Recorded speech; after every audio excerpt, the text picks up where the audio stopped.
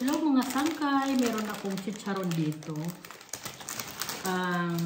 Nabili ko ito dito sa German store.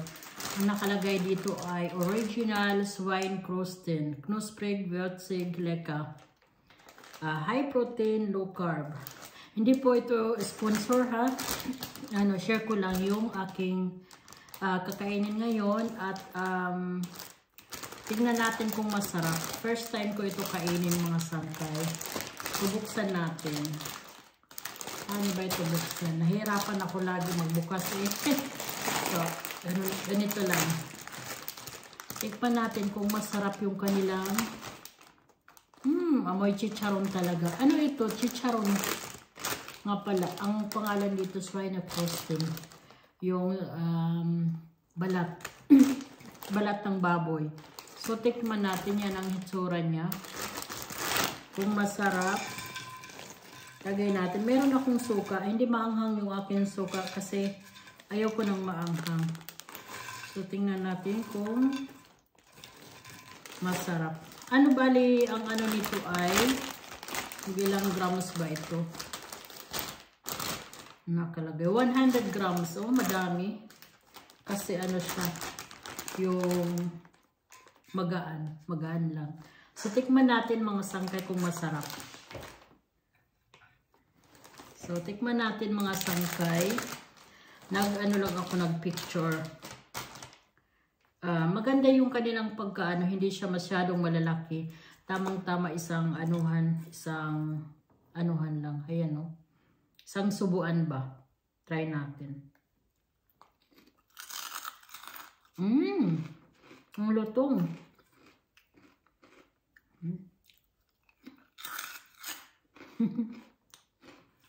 Ano siya, hindi siya masyadong maalat.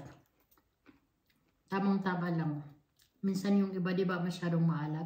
Ito hindi. At super crunchy. Hindi rin siya matigas. Crunchy siya, pero hindi siya matigas.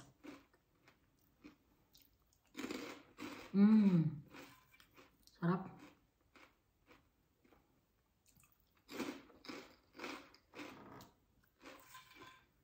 Sarap nito.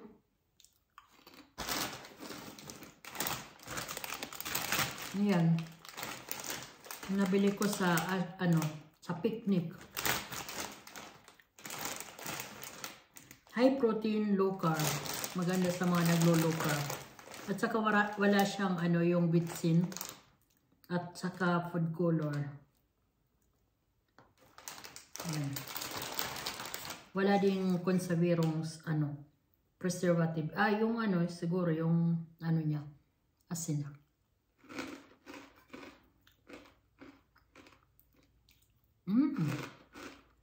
Sarap niya. Masarap ito pag yung pulutan, 'di ba sa atin may pag inuman yung mga lalaki. Hindi lang mga lalaki, pati yung mga babae. Nag-aano sila ng mga pulutan. Sarap nitong pulutan kasi hindi siya masyadong maalat. Habang nagiinuman ng beer o kaya pwede din ito ilagay sa sa munggo. Sa munggo o kaya naman sa kahit anong gulay. Pero masarap ito sa munggo. Siguro yung iba nito, nilalagay ko sa munggo.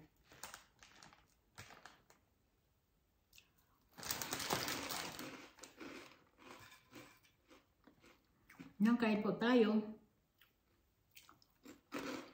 Sarap niya papakin.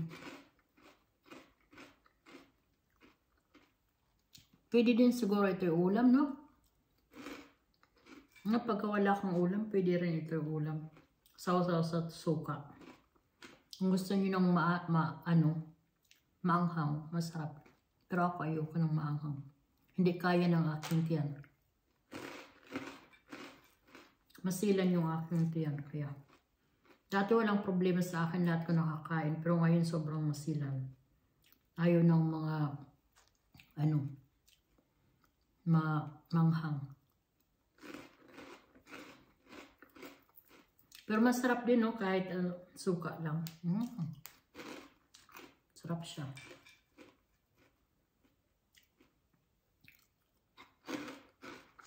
Yummy, yummy.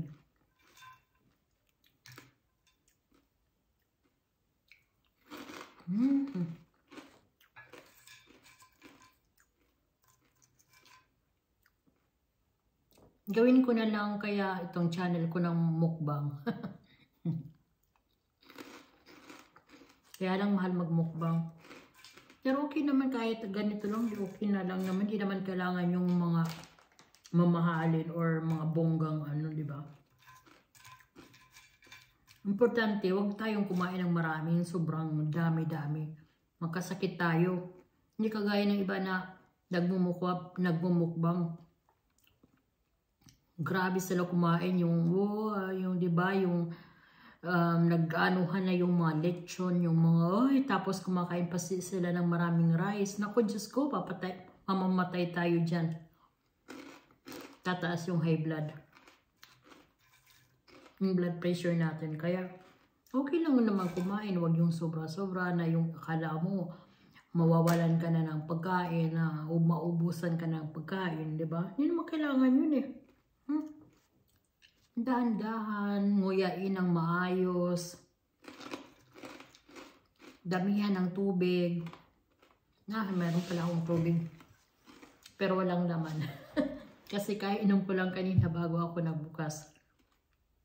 Tubig lang talaga yung ininom ko. Hindi ako nainom ng mga soft drinks, ng mga juices. Yung mga nabibili ng mga juice, hindi ako mainom. Tubig lang talaga. Tubig, tea, yung minsan nakakape ako 1-2 beses sa isang araw, hanggang doon lang. Pero mostly tea at saka tubig lang talaga. Tubig. Damihan ng tubig. Huwag masyadong kumain ng madami.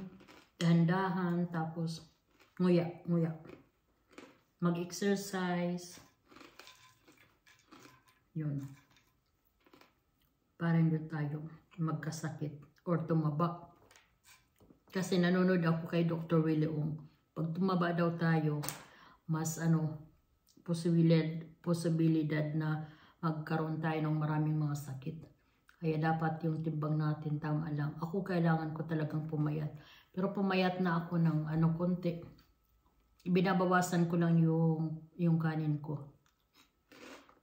Para hindi tumaba ng husto. Kasi dati grabe ako kumain ng mga tatamis. Sus, grabe. Lalo na yung candy.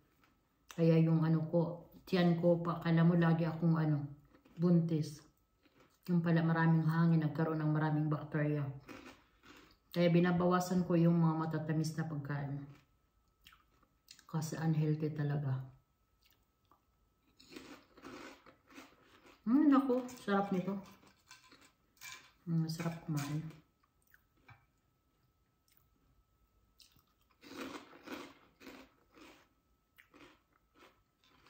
Huwag lang tayo manonood ng movie habang nagkukut-kut tayo dito.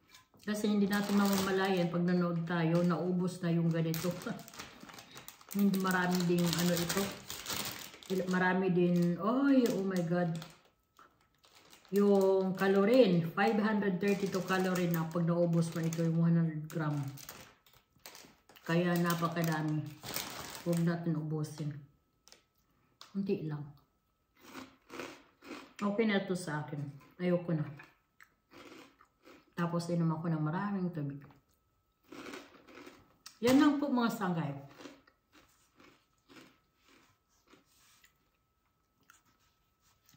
Tinikpan ko lang yung yung chicharon na ito. Masarap siya, hindi siya maalat.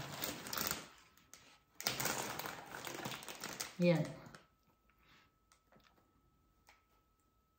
Thank you so much for watching mga sangkay. God bless. Ingat kayo lagi. Ako po sa Pearl. Bye. God bless. Ay, inulit.